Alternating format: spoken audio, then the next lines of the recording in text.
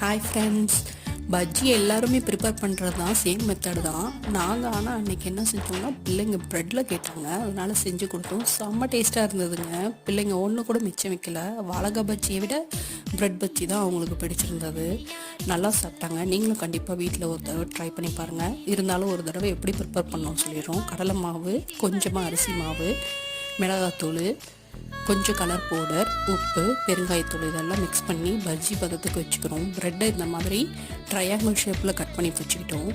இது பொரிக்கும் போதே உடனே காலியாகிட்டு இருந்ததுங்க. செம்ம டேஸ்ட்டாக இருந்ததுங்க. பிள்ளைங்களுக்கு ரொம்ப பிடிச்சிருந்தது.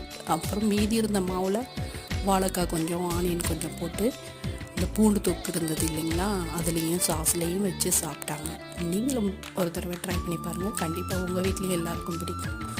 எங்கள் பிள்ளைங்களுக்கு பிடிச்சிருந்தது. சரி, நீங்களும் ட்ரை பண்ணி பார்க்கணுங்கிறதுக்காக சொல்லியிருக்கேன்.